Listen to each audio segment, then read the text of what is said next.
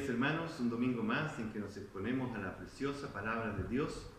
Hoy continuamos con nuestro estudio en Primera de Juan, capítulo 3, y vamos a abordar los versículos del 7 al 12, como ya se leyó, y vamos a tener un tiempo de oración. Padre, te damos gracias por esta oportunidad de nuevamente exponernos a tu palabra, y queremos que tu palabra, Señor, hable en nuestra vida, que tu Espíritu Santo pueda poner en nosotros la verdad y aplicarla a cada uno de tus hijos de manera particular, que tú, Señor, estés exhortándonos hacia lo mejor de tu voluntad. Permítenos, Señor, apreciar la grandeza de tu palabra y el beneficio que ello trae a nuestra vida. En el nombre de Cristo. Amén.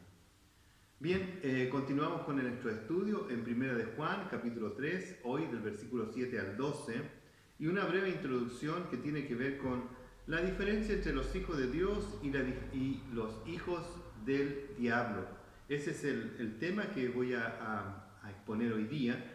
Y como introducción simplemente quiero mencionar el tema del pecado. Para el mundo el pecado es algo como una cosa mala, simplemente porque tiene efectos en la vida.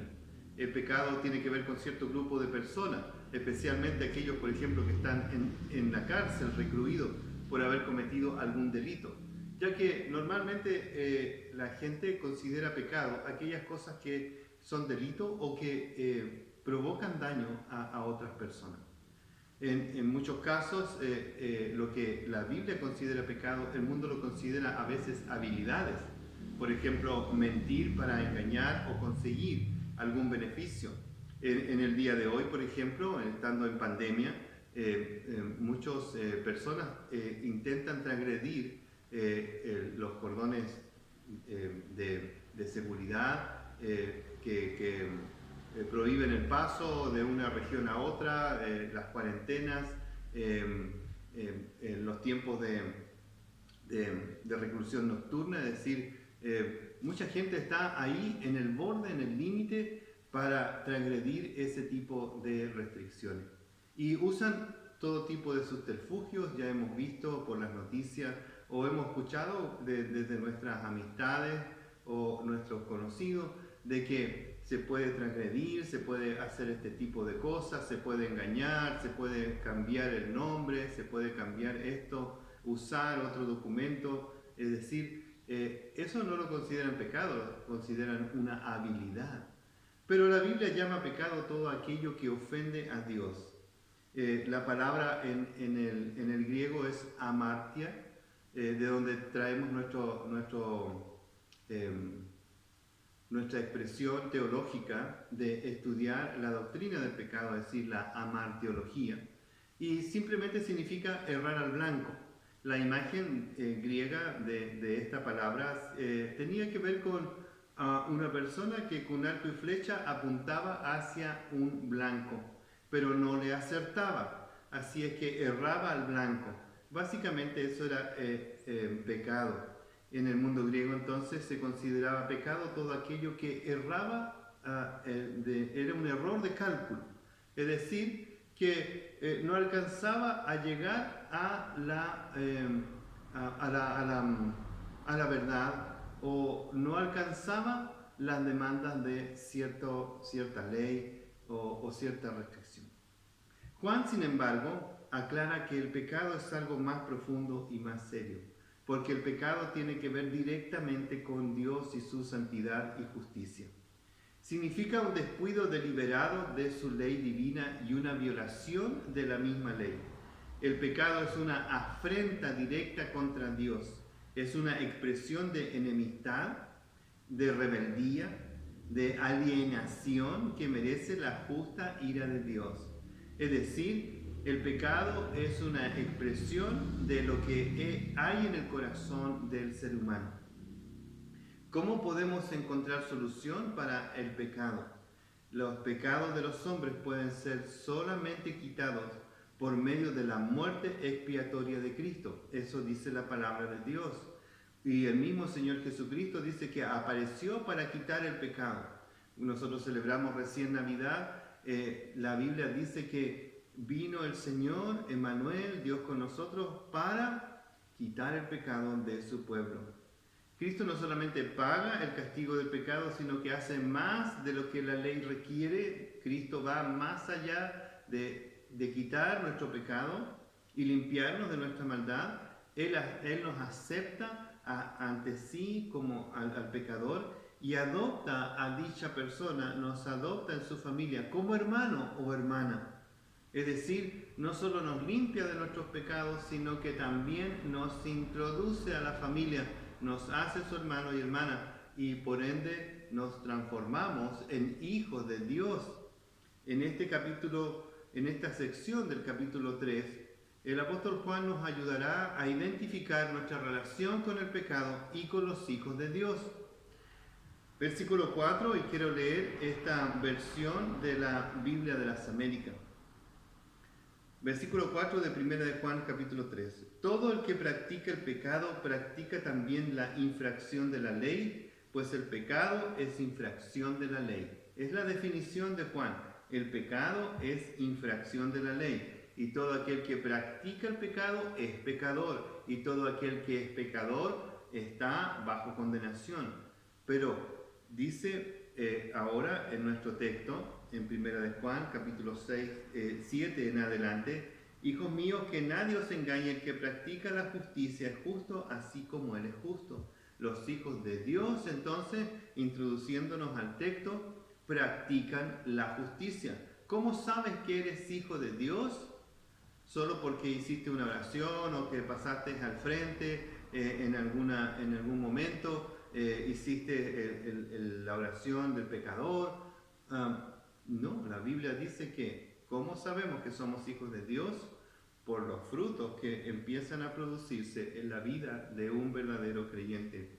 Juan nos ayuda a entender la diferencia entre vivir en pecado y caer en pecado. Nos dice que los hijos de Dios viven en la búsqueda de hacer o practicar justicia. Hacer o practicar justicia. Muy importante entender eso. La vida del creyente se enfoca no en no pecar, se enfoca en hacer o practicar la justicia de Dios. Los cristianos miramos la ley de Dios y sus mandatos como un cerco de protección. Los inconversos, los no creyentes, los que no conocen al Señor Jesucristo como su Salvador, ven la ley de Dios como una restricción, como una prohibición, como algo que les limita, y reglas que no les permiten ejercer o practicar su vida con libertad. Nosotros los cristianos vemos la ley de Dios como algo bueno que nos ayuda a conocer más a Dios y nos protege de no hacer algo que ofenda a Dios. Así que la ley de Dios es un cerco de protección para nosotros y también es una revelación del carácter de Dios. Versículo 3:7 entonces nos dice: hijos míos, que nadie os engañe, el que practica la justicia es justo, así como Él es justo. Es probable que este sea una corrección también a los falsos maestros con sus herejías, porque dice que nadie os engañe, o en el original, en la transliteración, que nadie prosiga llevándoles al error. Este error puede ser semejante al liberalismo que el apóstol Pablo nos comenta en Romanos capítulo 6, versículos 1 y 2, que pues diremos, ¿perseveraremos en el pecado para que la gracia abunde? Dice el apóstol Pablo, en ninguna manera, porque los que hemos muerto al pecado, ¿cómo viviremos aún en él? Así que había una idea que andaba por ahí siendo transmitida entre los primeros cristianos, de que ya que éramos salvos, entonces ahora podíamos pecar sin ninguna restricción. Y la Biblia dice, por supuesto que no. El que ha sido hecho hijo de Dios practica la justicia. Practica la justicia. Así que nadie os engañe. Esa era una herejía, un error que era promovido por aquellos liberales, probablemente del contexto del mundo griego.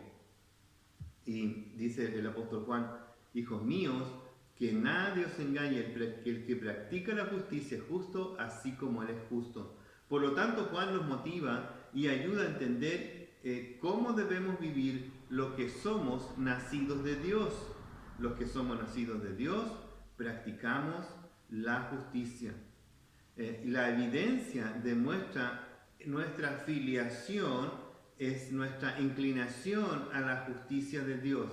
Si somos hijos de Dios y somos parte de la familia de Dios, nuestra inclinación será buscar la justicia de ese Dios que ahora es nuestro Padre Celestial. Estamos siendo, a través de la santificación progresiva, estamos siendo habituados a la justicia cada vez más, moldeando nuestra mente y adquiriendo nuevos hábitos a la verdad o a la vida de piedad, como dice el apóstol Juan o el apóstol Pablo y el apóstol Pedro en sus cartas también, que nuestra vida debe ir cada vez más conformándose a la justicia de nuestro Señor y Salvador Jesucristo. Por ejemplo, Romanos capítulo 12, versículo 1 y 2, Primera de Juan 2:9, la medida de esta justicia es Cristo el justo. Primera de Juan 2:9 nos dice que nosotros debemos andar como Él anduvo. El que dice que está en la luz y aborrece a su hermano está todavía en tinieblas. El que ama a su hermano permanece en la luz y en él no hay tropiezo. Y debemos entonces seguir la verdad que Dios ha revelado. Pero no solo la verdad que Dios ha revelado, debemos seguir a la verdad que se ha encarnado, al Señor Jesucristo. Por eso dice, así como Él es justo. Y vemos esto en Romanos capítulo 7, versículo 5. Porque mientras estábamos en la carne, las pasiones pecaminosas que eran por la ley obraban en nuestros miembros llevando fruto para la muerte. La paga del pecado es muerte.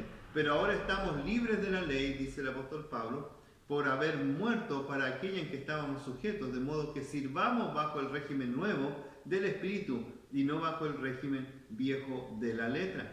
El apóstol Pablo en Romanos capítulo 7, versículo 1 en adelante, usa esta figura de un matrimonio y que la esposa queda viuda de su esposo, que es la ley, y una vez que la esposa queda viuda de la ley, obviamente la esposa somos nosotros, podemos casarnos con Cristo para vivir en la libertad de servir a nuestro nuevo Señor. Y la Biblia entonces dice, ya que estás libre de la ley y del efecto de la ley, que es la muerte, ahora puedes servir al Señor con libertad, y servir al Señor con libertad significa seguir la justicia. Es un régimen nuevo, estamos viviendo en un ámbito nuevo, y esta nueva vida entonces es la vida que Dios nos da para que seamos llamados hijos de Dios. En esta nueva vida entonces, en esta nueva filiación con nuestro Dios, al ser hijos de Dios, estamos buscando cada vez más ser conformados a la vida de piedad, a los hábitos de la verdad, a una mente moldeada a la mente de Cristo. Por eso la asociación aquí es que nosotros estamos practicando la justicia así como Él es justo. Nuestra medida de justicia siempre apunta a nuestro Señor Jesucristo, el justo. Como también nos decía, ser puro como Él es puro. Y también nos dice el apóstol Pedro, en Primera de Pedro, sed santos como Dios es santo. Es la demanda de Dios. ¿Y a quién le demanda Dios eso? A sus hijos. Solo a sus hijos. Los hijos de Dios no practican el pecado. Entonces, primero, hay algo positivo. Los hijos de Dios practican la justicia. Y ahora algo negativo. Los hijos de Dios no practican el pecado. Dice en el capítulo 3, versículo 9. Me voy a saltar a propósito el versículo 8. Y ninguno que es nacido de Dios practica el pecado, porque la simiente de Dios permanece en él y no puede pecar porque es nacido de Dios. Así que el Hijo de Dios no practica el pecado. Esto en otras traducciones está asociado con el versículo 4 de este capítulo. Todo el que practica el pecado practica también la infracción de la ley, pues el pecado es infracción de la ley. Traducción de la Biblia de las Américas. Y luego en el versículo 9 retoma esta misma idea donde dice, ninguno que es nacido de Dios practica el pecado porque la simiente de Dios permanece en él y no puede pecar porque es nacido de Dios. Ahora, ninguno que es nacido de Dios practica el pecado. El argumento de Juan es que nuestra nueva condición de hijo nos vuelve antagónicos al pecado y comenzamos una lucha entre el deseo carnal y la nueva naturaleza de Dios en nosotros, que es la naturaleza que se nos ha dado como hijos de Dios. Como dice 2 de Corintios 5:17, nueva criatura, nueva naturaleza. Es necesario nacer de nuevo, le dice el Señor Jesucristo a Nicodemo. Esa nueva naturaleza trae consigo un antagonismo al pecado, es decir, mi nueva naturaleza es antagónica al pecado. Está en una lucha permanente contra el pecado. La nueva naturaleza no está habituada ni deseosa de pecar, todo lo contrario, la nueva naturaleza que Dios me ha dado está deseosa ¿de qué? De practicar la justicia. En positivo, el cristiano debe permanentemente practicar la justicia y en paralelo luchar contra el pecado que le asedia. Aquí el Hijo de Dios no tiene el hábito de pecar, no puede pecar, dice el texto. Un acercamiento más al original sería no puede persistir en pecar. Sería una contradicción si el apóstol Juan dijera que el creyente ya no peca más. Lo que está diciendo, porque lo ha dicho en el capítulo 1 y en el capítulo 2, hijitos míos, estas cosas escribo para que no pequéis. Si alguno hubiere pecado, abogado tenemos para con el Padre, a Jesucristo el justo. Capítulo 2, versículo 1. Así que lo que está diciendo Juan aquí no es que se está contradiciendo a sí mismo, sino que está diciendo que el creyente, el Hijo de Dios, el convertido, el que ha sido hecho nueva criatura, no practica el pecado, no hace pecado, no vive en un pecado continuamente, sino que está en una continua lucha, esto en negativo, está en una continua lucha contra el pecado que le asedia, es decir, que intenta forzarlo a practicar el pecado. En cambio, el creyente practica la justicia y está en contra del pecado. El pecado es algo que no es natural para el creyente. Ya citamos a Romanos 7, donde Pablo nos relata la lucha que todo creyente tiene con el pecado. Este es el testimonio de los hijos de Dios en el Antiguo Testamento también. David, por ejemplo, Salmo 51, versículo 4, cuando reconoce su pecado: contra ti solo he pecado y he hecho lo malo delante de tus ojos. José, Génesis capítulo 39, versículo 9, un tremendo ejemplo de un hombre, un hijo de Dios, que intentaba vivir o practicaba la justicia y luchaba contra el pecado que le asediaba. Él estaba solo en Egipto. Ninguna persona conocida por él lo estaba mirando. Vivía en un país lejano, con personas totalmente ajenas a su realidad. Él podría haber dicho: bueno, es una oportunidad para hacer lo que se me dé la gana, ¿no? Pero cuando viene la mujer de Potifar y le tienta para dormir con ella, él expresa su verdadera naturaleza. No hay otro mayor que yo en esta casa, dice José. Ninguna cosa me ha reservado sino a ti, por cuanto eres su mujer. ¿Cómo pues haría yo este gran mal y pecaría contra Dios? Así que su naturaleza justa afloró en el momento que el pecado vino a tentarlo, y esa naturaleza justa luchó inmediatamente contra el pecado. Hermano, esa es nuestra experiencia como hijos de Dios. Como hijos de Dios, yo no puedo hablar por las hermanas, pero puedo hablar por mí como varón. Yo puedo decir, hermano, que mi experiencia de vida como cristiano en relación al pecado es esta misma. Nosotros, los hijos de Dios, apenas identificamos la tentación, comenzamos a buscar herramientas en nuestra experiencia de vida para luchar contra esa tentación.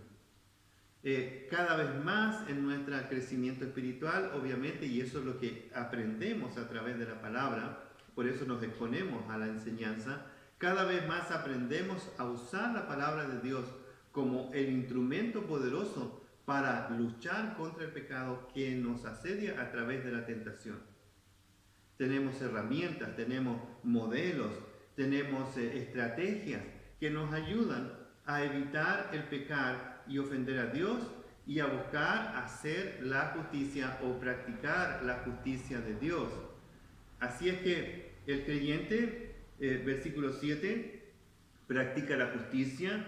El creyente, el Hijo de Dios, no peca, no practica el pecado. Pablo nos exhorta a luchar encarecidamente en contra del pecado remanente en la vida de los hijos de Dios. Romanos capítulo 6, versículo 10. Porque en cuanto murió, hablando de Cristo, el pecado en vuestro cuerpo mortal, porque en cuanto murió, el pecado murió una vez por todas, mas en cuanto vive, para Dios vive. Así es que cuando Cristo murió, murimos con Él. Cuando Cristo resucitó, resucitamos con Él a esta nueva vida. Y por lo tanto, esa muerte y resurrección nos asegura victoria sobre el pecado. Por lo tanto, dice, así también vosotros consideraos muertos al pecado, pero vivos para Dios. Aquí está una expresión. Él comienza con lo negativo, considérate muerto al pecado. Y luego con lo positivo, pero vivo para Dios en Cristo Jesús, Señor nuestro. Entonces, ¿cuál es nuestra nueva manera de vivir? ¿Cómo lo vivimos? Vivimos para Dios, haciendo la justicia de Dios, y nos relacionamos con el pecado, luchando para sacarlo cada vez más de nuestro ámbito de experiencia, sabiendo que tenemos todas las armaduras de Dios, todas las herramientas de Dios para vencer ese pecado que nos asedia. No presentéis, dice Romanos 6:13, no presentéis vuestros miembros al pecado como instrumentos de iniquidad, negativo, sino presentad vosotros mismos a Dios como vivos de entre los muertos, algo positivo, y vuestros miembros a Dios como instrumentos de justicia. Ahí está, instrumentos de justicia, es decir, el que es nacido de Dios practica la justicia, es instrumento de justicia. Tu cuerpo ahora no está capacitado para pecar, está capacitado para la justicia. Y entonces tu nueva naturaleza va tomando control de tu cuerpo, de tus sentidos, de tus apetitos, para llevarlos y usarlos para hacer justicia de Dios. Es nuestro trabajo, es nuestra función. Mientras estamos en este mundo, ¿cuál es nuestra labor primaria? Buscar hacer la justicia de Dios y luchar contra el pecado remanente. Algo positivo, algo negativo. En eso debemos trabajar como hijos de Dios y cada vez más progresar hacia lo bueno, la justicia de Dios, y cada vez más progresar en disminuir la presencia de pecado en nuestra vida. Como hijos de Dios, primera de Pedro, capítulo 1, versículo 14, dice, como hijos obedientes, no os conforméis a los deseos que antes teníais, estando en vuestra ignorancia, sino como aquel que os llamó es santo, así también vosotros sed santos en toda vuestra manera de vivir. Primera de Pedro, capítulo 2, versículo 11, amado, yo os ruego, como extranjeros y peregrinos, que os abstengáis de los deseos carnales que batallan contra el alma. Hay algo negativo que está ocurriendo en nuestra experiencia de vida como hijos de Dios. Hay una batalla contra el pecado. Y hay algo positivo que está tomando cada vez más preeminencia en tu vida. Es la búsqueda de hacer justicia delante de Dios. Así es que, ¿qué cosas dice Juan, dan testimonio de que somos hijos de Dios? Versículo 7, practicamos la justicia así como Él es justo. Versículo 9, Ninguno que es nacido de Dios practica el pecado. Así que el Hijo de Dios se identifica como aquel que practica la justicia de Dios y que no practica el pecado.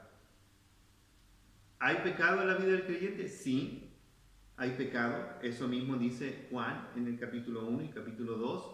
Pero dice que ese pecado no es algo habitual, no es parte de nuestro ambiente. El pecado es un accidente en el creyente y el pecado es algo que nosotros luchamos para evitar. ¿Por qué? Porque buscamos la justicia de Dios. Solo los hijos de Dios tenemos esta libertad de poder servir a Dios en justicia. ¿Por qué? Porque hemos sido hechos hijos de Dios.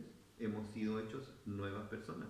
Nuestra batalla ahora es contra los deseos carnales que batallan para seducirnos e intentarnos desviarnos de nuestra prioridad, que es la justicia de Dios.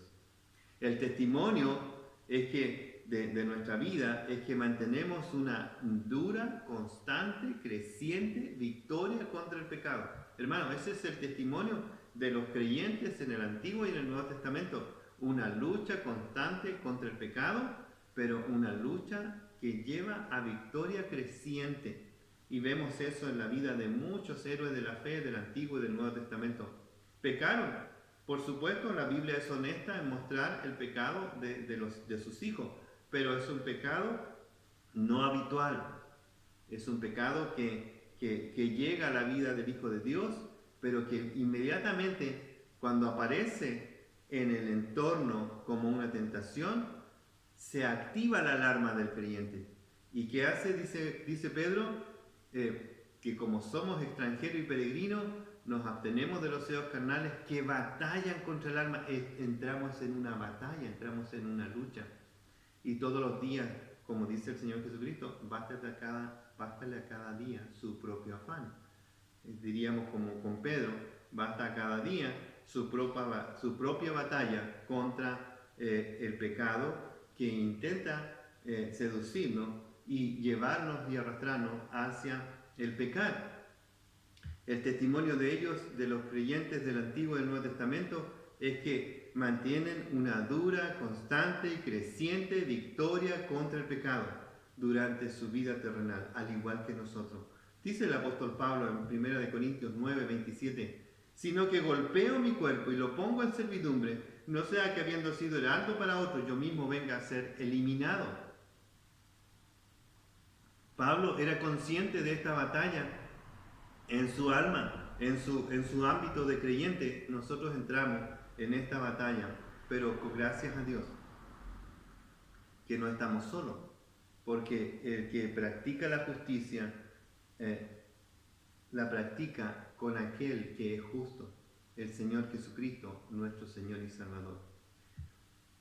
Juan aquí entonces no está refiriéndose a actos ocasionales del pecado, sino a patrones establecidos y conductas pecaminosas. El creyente no es habituado al pecado, no practica el pecado, es decir, practica la justicia.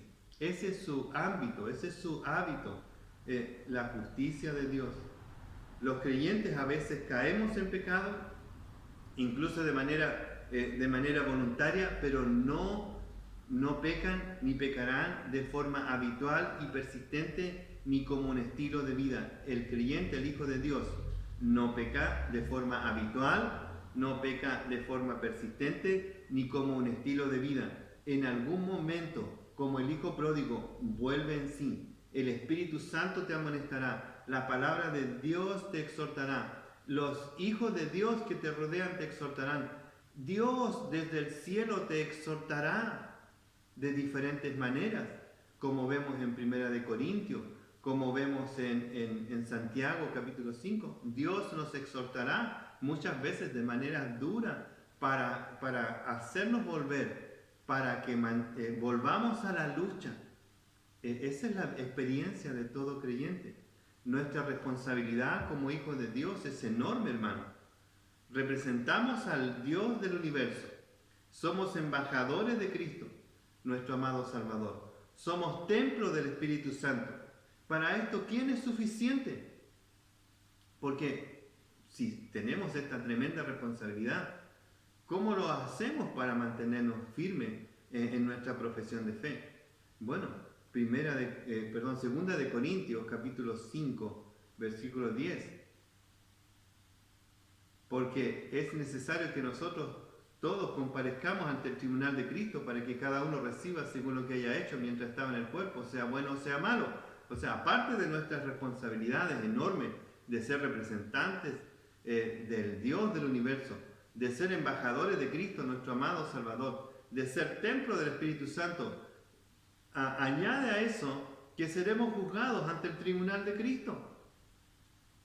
Pero nos aferramos a la esperanza gloriosa para vivir esta nueva vida, sustentados por el Dios mismo. Segunda de Corintios, capítulo 3, versículo 4. Y tal confianza tenemos mediante Cristo para con Dios, no que seamos competentes por nosotros mismos, para pensar algo como de nosotros mismos, sino que nuestra competencia proviene de Dios. Es Dios que nos sostiene, es Dios que al hacernos hijos de Él, también nos da la capacidad de poder obrar o hacer justicia. En Cristo somos más que vencedores, dice el apóstol Pablo, y su poder nos capacita para hacer todo lo que Él espera que hagamos. Filipenses capítulo 4, versículo 13, todo lo puedo en Cristo que me fortalece. Ese todo tiene que ver con las demandas del Dios justo a sus hijos. ¿No es esperanzador y liberador? No tiene que ver con la culpa de un pecador impenitente. No tiene que ver como si nunca alcanzáramos la demanda de un padre insatisfecho. Pues puedes vivir para agradar a Dios. Puedes vivir para agradar a tu Padre Celestial y gozar de una vida abundante en Cristo, viviendo en la plenitud del Espíritu.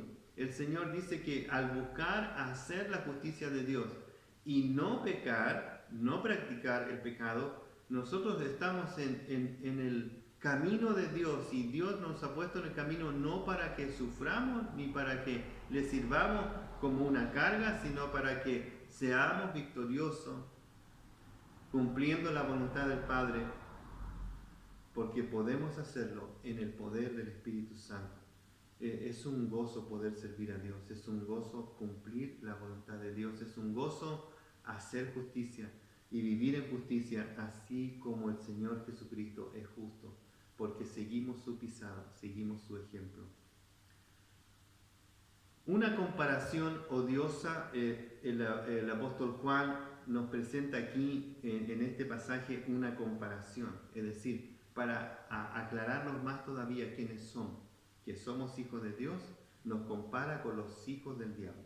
Primera de Juan capítulo 3 versículo 8. El que practica el pecado es del diablo, porque el diablo peca desde el principio. Para esto apareció el Hijo de Dios, para deshacer las obras del diablo. Una declaración que demanda una breve explicación, pues se entiende por el contexto general. La práctica habitual del pecado es una característica de los hijos del diablo. Los hijos de Dios se caracterizan por practicar la justicia. Los hijos del diablo se caracterizan por practicar el pecado. Esta asociación entre los que practican el pecado y el diablo, que aquí la palabra diablo significa calumniador, la actitud de Satanás está en sus hijos, rebeldes, antagónicos, perversos, pervertidos, hablan mal de lo bueno de Dios, difaman a los hijos de Dios, rebajan la gloria de Dios y aman los deleites de este mundo más que la gloria de Dios. Son esclavos del mal y tienen la vista entenebrecida. El calumniador, Satanás, pecó desde el principio, antes de la creación. En el cielo glorioso, este ser angélico se rebeló y quiso ser igual a Dios. Buscando ser adorado, fue castigado. Buscando su gloria, fue desterrado. Y su fin es de eterna perdición. Esa perdición también es asociada con los que practican el pecado y que son hijos del diablo. Junto con ellos, los que le siguieron, las huestes celestiales también, todos serán echados al lago de fuego para perdición eterna. Si hay alguien hoy que está en esta condición, sepa que tiene el mismo fin de todos los que están contra Dios y su reino. Le espera la eterna perdición junto con Satanás y los demonios en el lago de fuego que fue preparado para ellos.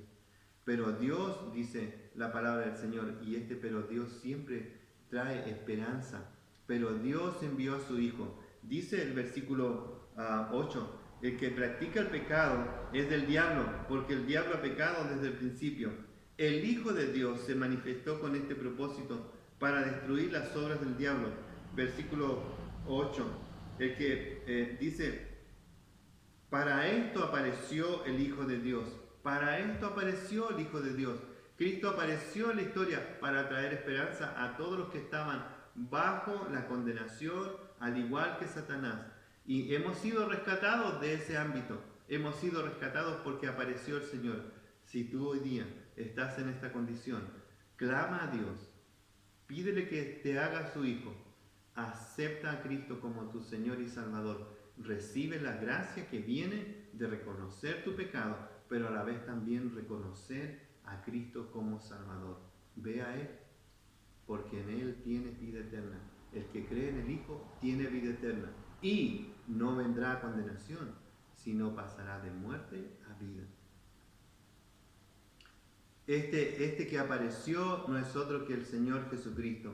Dice Hebreos 2:14, así que por cuanto los hijos participaron de carne y sangre, Él también participó de lo mismo, para destruir por medio de la muerte al que tenía el imperio de la muerte, este es al diablo, y liberar a todos los que por el temor de la muerte estaban durante la vida sujetos a servidumbre o esclavitud.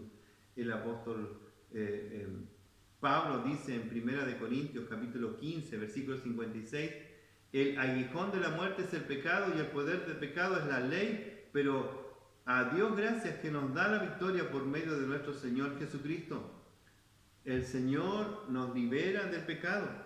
El que practica el pecado es del diablo, y el diablo ha sido condenado, y todos los que practican y se asocian con el diablo serán condenados. Pero apareció Cristo, y Cristo vino para liberar a los que están condenados, para rescatar a los cautivos y llevarlos a la luz del Evangelio y a la salvación eterna. Aprópiate de ella. Si no eres hijo de Dios, arrepiéntete de tus pecados, arrepiéntete de tu asociación con el mal y vuélvete al Señor y pide perdón. Y Él se te concederá la vida eterna. Romanos 8:33 dice, ¿quién acusará a los escogidos de Dios? Dios es el que justifica. ¿Quién acusará a los escogidos de Dios? Dios es el que justifica. El diablo se opone a la verdad. Y al oponerse a la verdad, se opone a los hijos de Dios. El diablo también es considerado el acusador. Muchas veces la culpa que viene a la vida, al corazón de los hijos de Dios, es por causa de que el pecado, es por causa de Satanás, que intenta seducirnos con la idea de que somos malos, que la culpa viene y nos ataca y nos impide practicar la justicia. No debes escuchar la voz del enemigo que te susurra, eres malo, si eres hijo de Dios, mira, hiciste esto malo aquí. No, la Biblia dice, si eres hijo de Dios, siempre serás hijo de Dios. ¿Quién acusará a los escogidos de Dios? Dice Romanos 8:33. Pues nadie. Aunque el diablo es el acusador, el calumniador, nos quiere engañar basando nuestra identidad como hijos de Dios en nuestros sentimientos y en nuestra experiencia. Debemos siempre confiar y creer que somos hijos de Dios porque la palabra de Dios, porque la obra suprema de Cristo y el testimonio del Espíritu Santo nos dicen que somos sus hijos. Lo que es nacido de Dios es nacido del Espíritu, y lo que es nacido del Espíritu es de Dios. Juan capítulo 3, versículo 6. Los hijos de Dios estamos seguros en Cristo. Ningún acusador, ni nuestros sentimientos, ni el enemigo nos pueden quitar el privilegio de ser hechos hijos de Dios. Así que el que practica el pecado es del diablo, porque el diablo ha pecado desde el principio. Y luego, los hijos del diablo no saben lo que es justo y no saben amar. Versículo 10. En esto se conocen los hijos de Dios y los hijos del diablo. Todo aquel que no practica la justicia no es de Dios, tampoco aquel que no ama a su hermano. Podemos reconocer si somos hijos de Dios al contrastar nuestra justicia y amor con los hijos del diablo. Los hijos espirituales del diablo no hacen o no practican la justicia de Dios. Esto se hizo evidente cuando Cristo se humanó. Juan capítulo 1, versículo 10. En el mundo estaba y el mundo fue hecho por medio de él y el mundo no le conoció. Esta es la definición de buenas obras en boca de Jesucristo. Dice, y este es el juicio, que la luz vino al mundo y los hombres amaron más las tinieblas que la luz, pues sus acciones eran malas. Juan capítulo 3, versículo 20. Porque todo el que hace lo malo odia la luz y no viene a la luz para que sus acciones no sean expuestas. Pero el que practica la verdad viene a la luz. Aquí la verdad es la justicia de Dios. El que practica la verdad viene a la luz para que sus acciones sean manifestadas que han sido hechas en Dios. Efesios capítulo 5, versículo 12. Porque es vergonzoso aún hablar de las cosas que ellos hacen en secreto. Es decir, los hijos del diablo practican el pecado. Los hijos del diablo no conocen a Dios. Los hijos del diablo no aman a Dios ni a su prójimo. Es decir, los hijos del diablo no saben lo que es la justicia de Dios y no saben lo que es el amor de Dios. ¿Por qué? Porque es característica de los hijos del diablo no saber amar.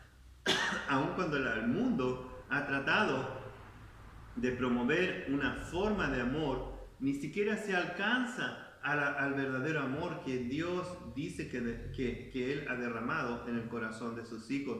Los hijos del diablo no tienen ni idea de lo que es el amor. Se ufanan de saber y sus intentos mezquinos, pobres, vanagloriosos, aún sus buenos deseos de amar y ser moralmente buenos, se quedan cortos, pues la medida del amor es Dios, que amó de tal manera que dio a su Hijo, es Cristo, quien se dio por nosotros, es el Espíritu Santo, quien nos capacita y nos llena sobrenaturalmente para amar. El amor es algo sobrenatural. No es algo que es de nosotros, es algo que viene de Dios a nosotros. Así que solo los hijos de Dios saben lo que es hacer justicia, y ahora dice Juan, solo los hijos de Dios saben lo que es amar. La marca de todo hijo de Dios es el amor. Primera de Juan, capítulo 3, versículo 11. Porque este es el mensaje que habéis oído desde el principio, que nos amemos unos a otros. ¿Cuál es esta marca? La marca de los hijos de Dios es el amor mutuo. Al final de su ministerio, Jesús, en el capítulo 3, allá en el aposento alto, habla con sus discípulos y les expresa esta misma verdad. Hijitos, aún estaré con vosotros un poco, me buscaréis, pero como dije a los judíos, así os digo ahora a vosotros, a donde yo voy, vosotros no podéis ir. Mandamientos nuevos os doy, que os améis unos a otros, como yo os he amado, que también os améis unos a otros. En esto conocerán todos que sois mis discípulos, o que sois hijos de Dios, si tuvierais amor los unos con los otros. El apóstol insta a sus lectores en este pasaje a recordar lo que se les enseñó desde el principio. Esto es lo que hemos oído del principio. Versículo 11, que nos amemos unos a otros. No te olvides de tu marca indeleble en el corazón como hijos de Dios, que somos capacitados para amar como Cristo nos amó. Así que el contraste que resalta la marca de los hijos de Dios y los hijos que son del maligno es que nosotros amamos. Y para eso Juan termina con un ejemplo aquí. El ejemplo es Caín, que era del maligno y mató a su hermano. ¿Y por qué causa lo mató? Porque sus obras eran malas y las de sus hermanos y las de su hermano justas. Este ejemplo, que es sobrecogedor desde el original, desde el origen de allá en Génesis, Caín como representante de la raza maldita a causa de su pecado, injusticia y amor propio, asociándose con el maligno, ¿verdad? Como dice el texto ahí, Caín era del maligno, porque su vida, no solo su expresión, sino que su corazón estaba asociado con el mal, con el maligno, con aquel que es considerado como el mal original.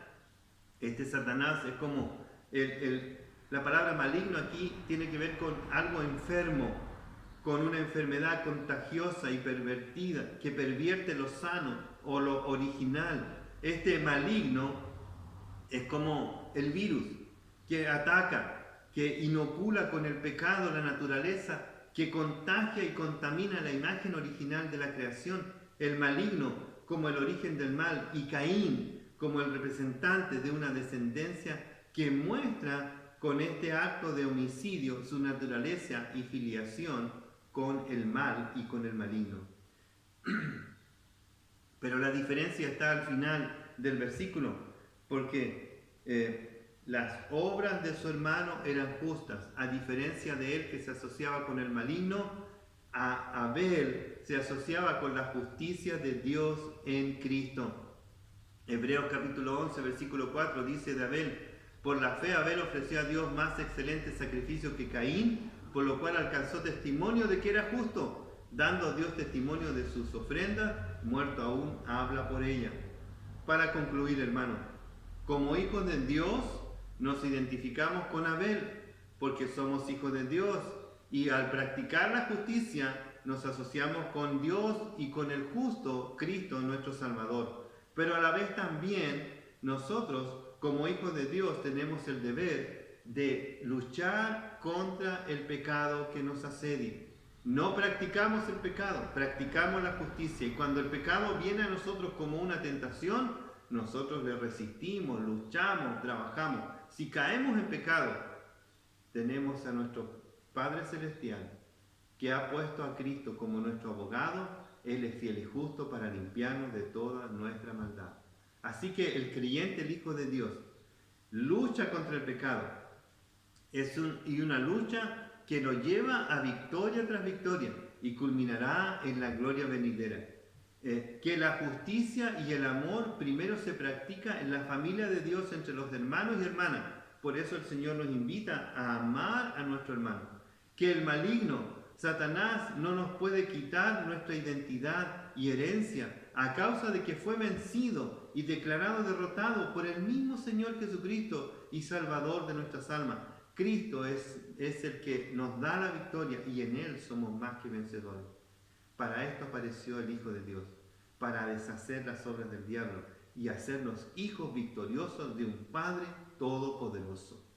El Señor te invita a vivir una vida de victoria, porque tenemos todo en Cristo para vivir en el ámbito de la justicia y de la verdad, para seguir las pisadas de Cristo, el puro, el justo, aquel que nos da la victoria, aquel que nos hace llamar hijos de Dios. Oramos. Padre Celestial, te damos gracias por este tremendo privilegio, pero también por la responsabilidad de ser hechos hijos de Dios.